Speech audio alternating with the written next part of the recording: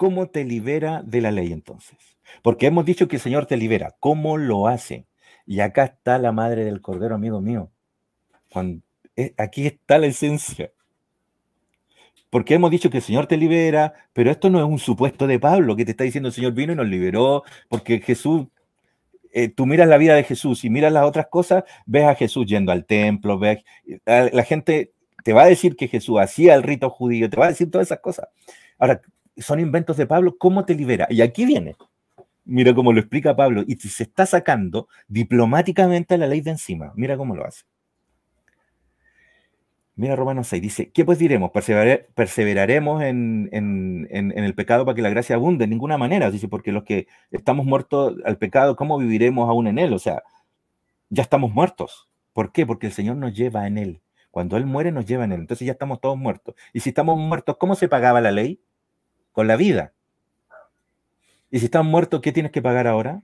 Nada. La Nada. ley no puede acusar a un muerto. Entonces está usando el mismo conocimiento que tienen de la ley, la vida y la muerte, ahora para decirte que ya la pagaste porque Jesús te llevó a ti. Le está sacando el peso y la carga a los judíos.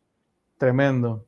Se la está sacando de encima y le está diciendo, ahora eres libre, naciste en nueva vida y si ya moriste para la ley, ¿cómo vuelves a ella? ¿Cómo vuelves y agarras animales y te los llevas de nuevo? O sea, estás haciendo, y por eso Hebreos dice, expones de nuevo a Cristo a vituperio. Lo estás exponiendo nuevamente, no entiendes lo que está pasando, le está diciendo Pablo, perdón. Sabiendo esto, que vuestro viejo hombre fue crucificado juntamente con él, te lo está explicando cómo, para que el cuerpo del pecado sea destruido. Y acá está la clave, la palabra catargeo, que es la G2673, a fin de que no sirvamos más al pecado. ¿Qué es catargeo? ¿Cómo se destruye el pecado? Quizás la palabra destruido puede ser en nuestro idioma un sinónimo, pero no está diciendo eso. Mira lo que significa catargeo. Catargeo es, ¿qué dice ahí en negrita? Inútil. Enteramente inmóvil, inútil. O figurativamente inutilizar, invalidar, libre, abolir, acabar, dejar, deshacer, desligar, destruir, perecer, quitar, suprimir. Quizás cuando nosotros leemos y dice en alguna parte abolido, en nuestro idioma no te está diciendo correctamente. Lo entendemos diferente. Yo, por ejemplo, si me dicen abolido, yo me imagino a la ley destruida, deshecha. No es eso, es inmóvil. Como inmóvil. Está ahí, pero no te acusa. Ya no te mata, ya no te condena, ya no hay una maldición sobre ti. ¿Cómo? Eso. Y lo va a explicar con un ejemplo. Acá van los ejemplos de Pablo. 7.2. Porque la mujer casada está sujeta por la ley al marido. Lo sabemos, ¿no? Le dice Pablo. Sí, sabemos todo eso. Mientras éste vive. Pero si el marido muere, ella queda libre. Libre. Adivina cuál es la palabra libre, que arriba era destruido. Catargeo. Wow. Y después lo sigues diciendo, pero ahora estamos catargeo. ¿Cómo? ¿Cómo queda libre una mujer de su marido cuando el marido muere, no? Se puede volver a casar, está diciendo. ¿Sabemos eso de nuestra ley? Les dice Pablo, sí. Entonces, si ustedes están muertos, ¿cómo van a estar unidos a la ley? ¿Cómo van a estar bajo la ley? ¿Cómo la ley les va a caer encima? No, porque ya murieron, ya pagaron la condena de la ley. ¿Cómo lo hicimos si yo estoy vivo? Porque Jesús te llevó en su muerte. Y al tú morir quedas libre, te separas, así como la mujer queda separada del marido y se puede volver a rehacer su vida, ahora eres de otro hombre y este hombre es Cristo. Le está explicando la ley judía en forma didáctica para desprenderlos de aquella carga emocional que estos tipos tenían. Bueno, pero ven acá. ¿Qué ley es esa? Porque algunos dicen que ahí se refiere a la ley ceremonial, dividiendo la ley. ¿Qué ley es esa? Romanos 7, ¿no? Y Romanos 7 cita a los 10 mandamientos, sin duda alguna. Sí, cita los 10 mandamientos. Sí, mira, dice el 7.7, no está ahí, pero lo voy a leer, es justo el texto que viene después. Yo estaba esperando esa pregunta en algún momento, así que por eso no la puse. Dice, ¿qué diremos pues? ¿Qué diremos pues, perdón? ¿La ley es pecado? En ninguna manera, pero yo no conocí el pecado sino por la ley, porque tampoco conocería la codicia si la ley dijera no codiciará, es el decálogo. Aleluya. Oye, hay unos comentarios bonitos que están poniendo en el chat, luego te los leo. Pero gloria a Dios por la reacción de este mensaje tan poderoso. Sigue, por favor. Ahora, ¿qué estamos haciendo? Estamos explicándole a la gente qué significaba para el judío la carga de la ley y cómo Pablo se las está sacando, cómo los está liberando y divorciando. La ley está ahí, dice Pablo, pero ya no te acusa, ya no te condena. Eso es lo que ya se libera. No se acaba el matrimonio porque se murió el esposo o la mujer. Lo que se acaba es el vínculo del matrimonio, o sea, lo que la ley te obliga a ti, pero la gente se sigue casando. Sí. ¿Comprendes? Ahora, Sí. en la ley pasa lo mismo. ¿Hay gente que quiere estar bajo la ley? Sí, déjalo. No saben que están libres. Déjalos. Que ellos, si la ley está ahí. Ahora, si ellos quieren estar sometidos a la ley, van a sufrir. Porque ahora son libres y no lo saben. Esto es como criar un pajarito en cautiverio, abrir la reja de la jaulita cuando el pajarito está adulto y no se te va, se te queda ahí. Y está abierta la reja.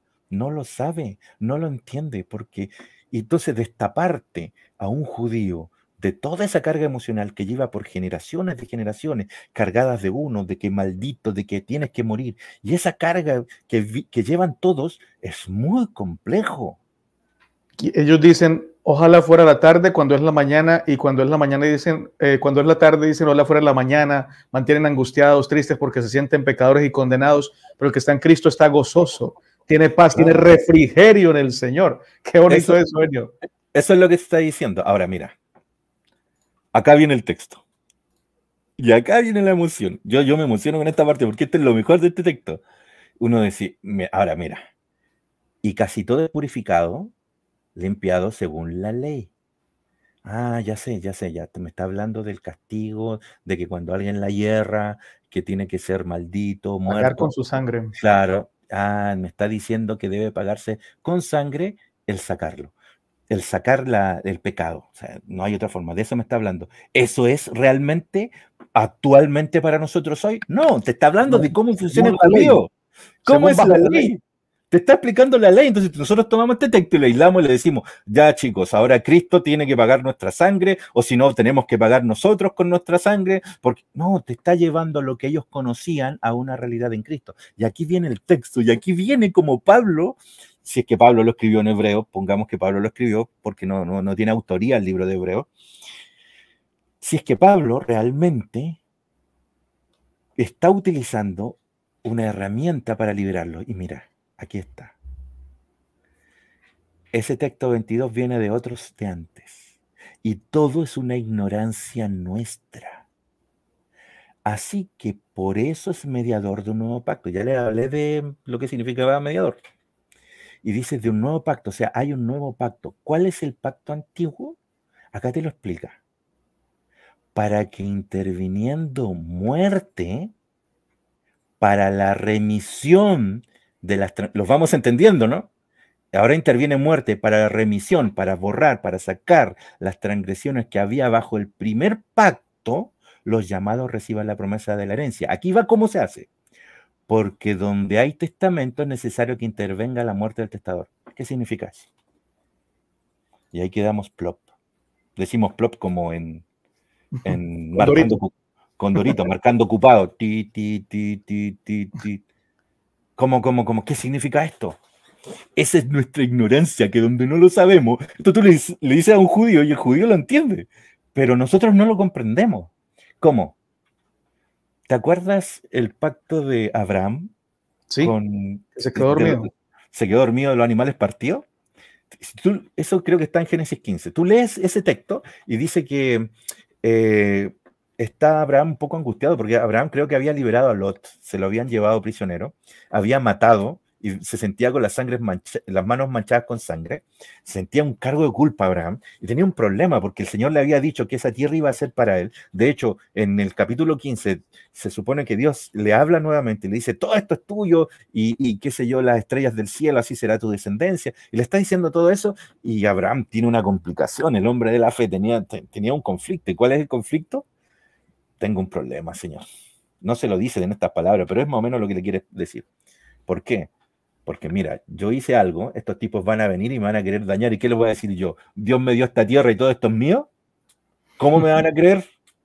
No, no, no, no, no, no me pongas en esa porque tienes que darme. ¿Qué haces tú cuando alguien te regala un terreno? ¿Qué pides? Escrituras. Escritura, dame la escritura. Y como Porque no si no, había no es mío. claro, ¿y cuál es la escritura? ¿Cómo sé que es mío?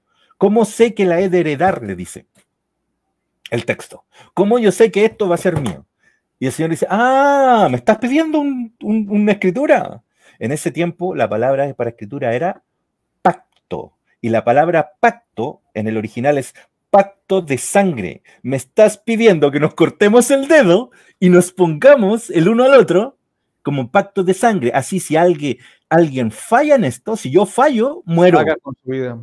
Paga con su vida. Entonces, ¿qué hizo? Ya, ok, me voy a bajar a ti y vamos a hacer el pacto que tú me estás pidiendo, a la forma que tú me lo pides. Entonces, agarra de 3 años los animales, los partes por la mitad, los vas ordenando en el camino y dice el texto que se duerme. Y en las tinieblas, en la noche, despierta asustado. ¿Y qué ve Abraham? Porque Una antorcha humeante pasando por... ¿cuál era el pacto? El pacto comúnmente se hacía entre un superior y un inferior, por ejemplo, por una tierra, donde decía, ya, yo te regalo esta tierra, pero como sé que es nuestra, o sea, yo te voy a defender, la tierra va a ser tuya, nadie te la va a quitar, bajo mi reino. Entonces, ¿qué hacían? Un pacto de sangre, hacían este pacto de animales cortados, y si fallo, el de menor rango, en este caso Abraham, debía pasar por el medio y él ofrecer con vida, porque el otro tiene el poder, no le va a fallar, le está prometiendo. Comúnmente el de menor rango pasaba dentro de los animales, y si los dos eran iguales, pasaban los dos. Acá, ¿quién tenía que pasar por el medio de los animales? Abraham. Y Abraham no pasó. Y No. cuando él despertó en la noche, el que pasa por el medio es Dios. ¿Qué le está diciendo? Unilateral, soy yo el que hago mis promesas contigo. Yo muero.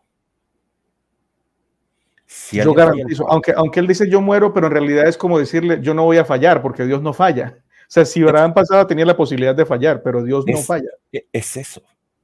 Porque a Dios no se le puede matar. Entonces, Él se está ofreciendo a Él. Pero todo esto tiene una carga por la simiente, porque va a venir Cristo, por todo. Pero Dios le está diciendo que si alguien falla, el que muere soy yo. ¿Por qué? ¿Cómo rompes un pacto? Errando, ¿no? Pecando. ¿Cómo pagas ese hierro? Con la vida. Ya lo hemos leído. Oye. Pero es que ponte en esta situación. No sé si tú lo has visto a todo esto en contexto en el cine, en una película, donde hay dos personas que son socios. Y de repente uno de los socios muere y el sospechoso primero es el otro. Porque supuestamente lo pudo haber matado para quedarse con todo. Para que se rompa la sociedad y quede en manos de uno solo, uno debe morir. Eso es un pacto de sangre.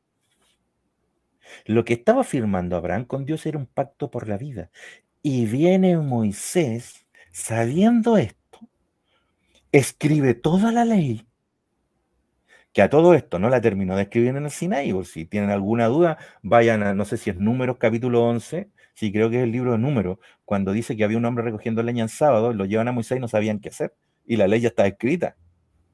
De ahí viene toda la ley en relación a prender fuego. Hasta el día de hoy los judíos no prenden la cocina y no prenden la luz ni la apagan, está prohibido. Por eso que estos temporizadores que tú enchufas en la corriente y la ampolleta va unida al temporizador y a una hora se enciende la luz y a una hora se apaga, les dio la posibilidad de ellos tener luz en sábado, porque los judíos no te la prenden.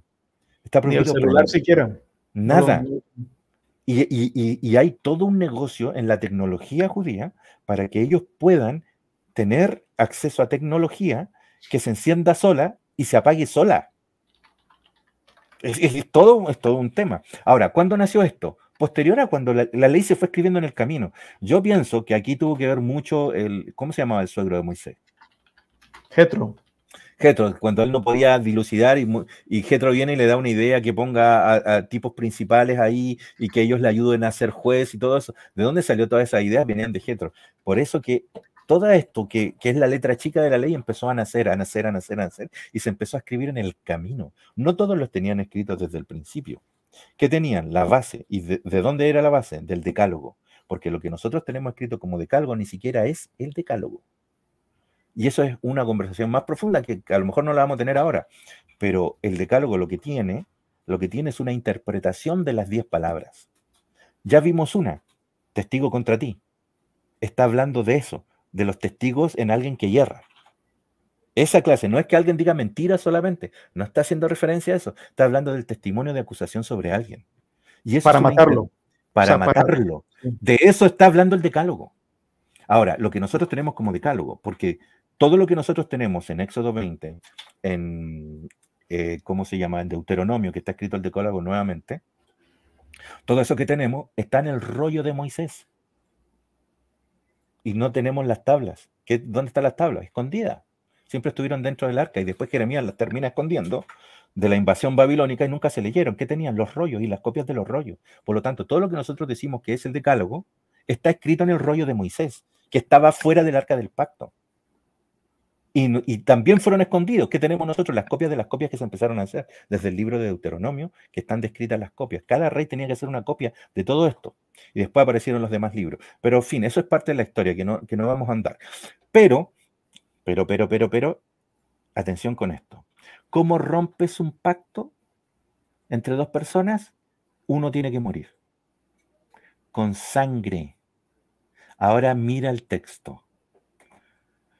Porque donde hay, dice acá, testamento o un pacto entre dos, es necesario que intervenga la muerte del testador. Tiene que morir uno para que se rompa el vínculo. Porque el testamento con la muerte se confirma. ¿Ahora lo entiendes? Clarito. Pues no es válido entre tanto que el testador vive. Si tú tienes una herencia, vas a recibir una herencia de tu padre o tu madre o tus suegros, a tu familia, y ellos están vivos, ¿recibes la herencia? Todavía no, a menos que te la quieran dar, como hizo el padre del hijo pródigo, pero normalmente no. Pero esa no es herencia. Eso es un regalo que te está dando, que es la parte de la herencia que corresponde. Pero no es la herencia se da solamente después de muerto. Sí. Eso es una heredad. Por lo tanto, para que tú heredes un nuevo pacto, tiene que morir el testador. Y eso es lo que está ocurriendo, te está rompiendo el vínculo con la muerte de uno de ellos. ¿Por qué? Porque mira lo que está. Pues no es válido entre el testador, mientras que el testador vive, dice el 18, donde ni en el primer pacto fue instituido sin sangre, ni aún el primer pacto fue instituido sin sangre. ¿Cómo? El primer pacto, la ley de Moisés, fue instituida con sangre, así como partió Abraham los animales. Sí, mira lo que se le ocurrió hacer a Moisés.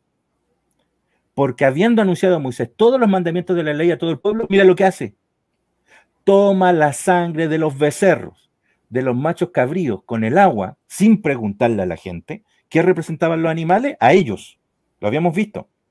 Con agua, lana, escarlata e hisopo, o sea, le mete sangre y agua, la mezcla, y mira lo que hace.